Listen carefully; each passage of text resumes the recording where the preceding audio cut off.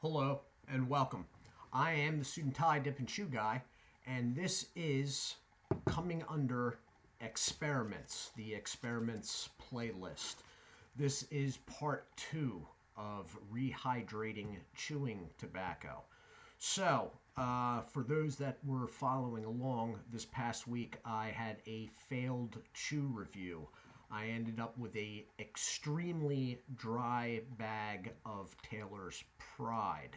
So to try to save something from it, the $9.50 spent, I decided to try to rehydrate it, and I did a part 1, which will be found before this video on the experiments playlist.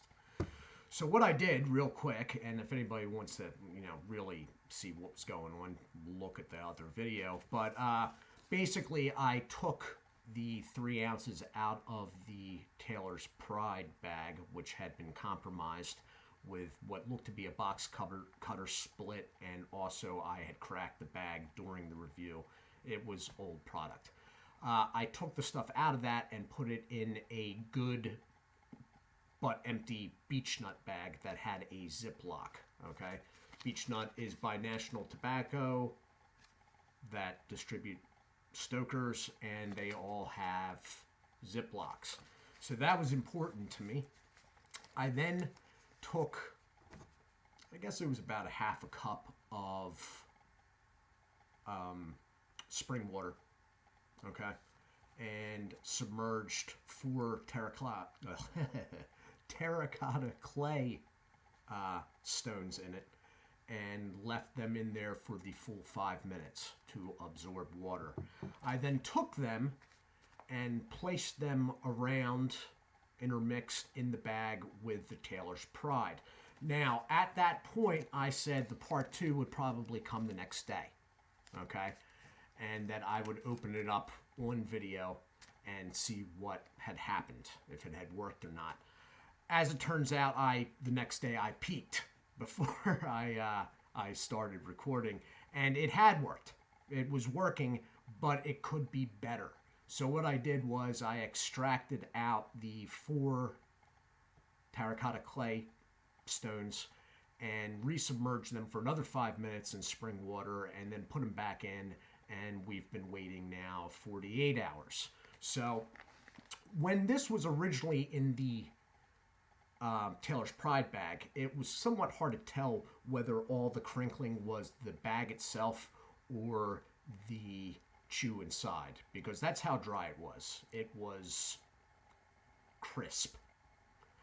Now the bag is feeling pretty soft here, okay? So I am hoping that the moisture is evenly distributed throughout the chew. What had happened when I opened the bag the first time was it had worked, but 4 stones weren't enough to get everything covered well. So when I put them back in, I put them in different positions. And now I'm going to open this up.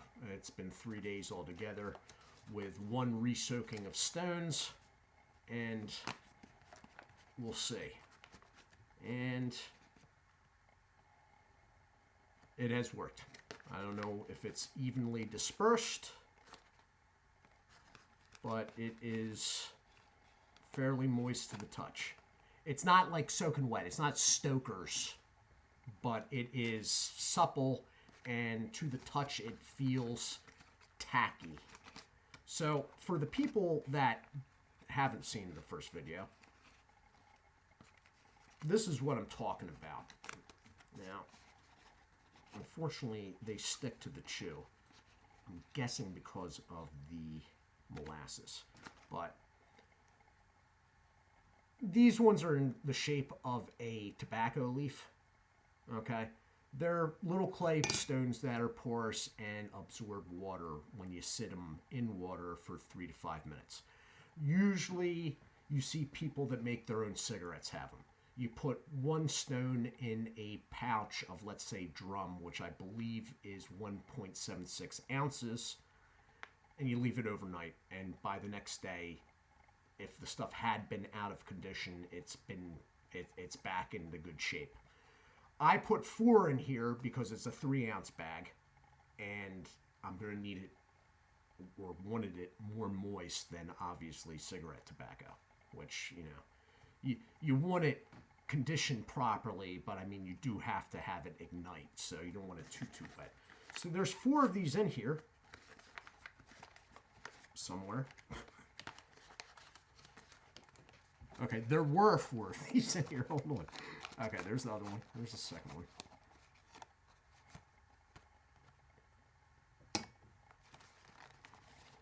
And there's the third one. That's right. I pushed them all the way down the bottom. The first time I opened the bag, the bottom hadn't been properly moisturized to my liking. Stuff really sticks to the stones.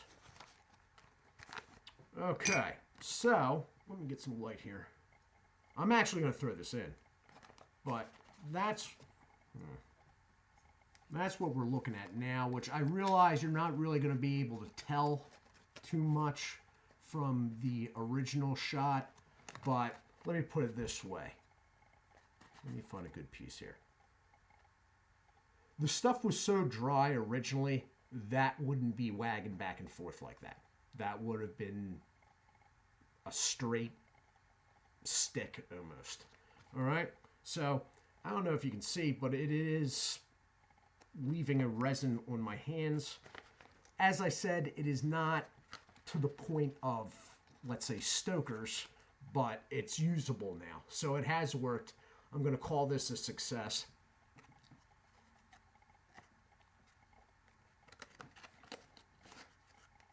We'll see how it spits.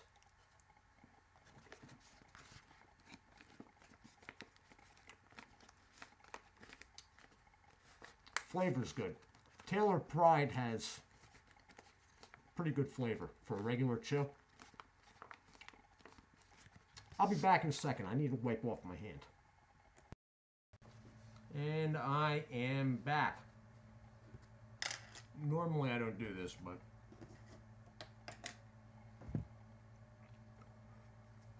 it's fine. Stuff's fine. I mean, technically, I could have probably got that effect if I left the really, really dry version of it in my mouth for a long enough period. But the pause here has only been about a minute and a half. Okay. As Taylor Pride goes, it's an American snuff product. So they don't have Ziplocs. Not even Levi Garrett. All right. So in my area, even if the bag hasn't been compromised, usually I'm used to a drier product anyway. Whether it's supposed to be that way, I really don't know. That said, this, after using those stones, which are all goofed up and having to be soaked in water right now, this is probably the moistest, or most moist, I guess, the moistest, is that even a word? Okay, this is probably the most moisture I've ever had in an American Snuff Company chew. And it's good. It's good. I mean, it's not, as I said again, it's not Stoker's moist, but it's tacky to the touch. It leaves the resin on the hands. The moisture activates the molasses again, which is why the stones are so goofed up. It worked. Now, I'm not to the point with all this product roaming around this place that I'm really had to do that. But it's good to know, even for me, that if I was at a point where money or whatnot, that can be done. Because that bag of Taylor's probably cost me, I think it was like $9.50, $9.45 or $9.50. So, you know, I know some people are probably looking at me in a blazer and ties and stuff going, oh, this guy's flush. I'm actually not. I'm not. In fact, the way I'm doing things here is really starting to push the envelope because it's costing much more than I had anticipated. So I'm not, you know, destitute, but I'm not, you know, I'm eating ramen a lot actually as of late. Anyway, so yeah, like 950 to me, you know, that's a sizable chunk of change there. You know what I mean? I don't have 950 to be thrown all over the place. Now, as it happens right now, I have a bunch of products sitting off to me. So I could have taken the loss and just tossed that bag. But I'm going to use it now. I may be working outside for a lengthy time tomorrow. I'm just going to carry this with me because I already have a couple beech nut bags in the collection. So that'll probably be coming with me tomorrow.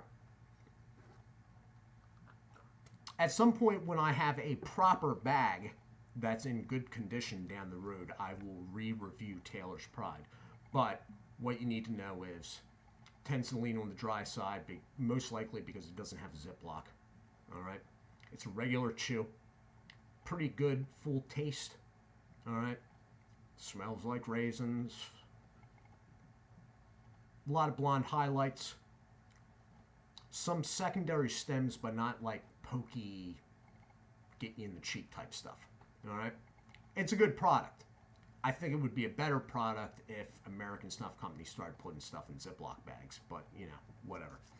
Anyway, this is not about that though. This has been about the experiment about rehydrating chew using terracotta clay stones, and it has worked. This is a success, and we can now put that to bed. All right, guys, do take care of yourselves, and as always, God bless.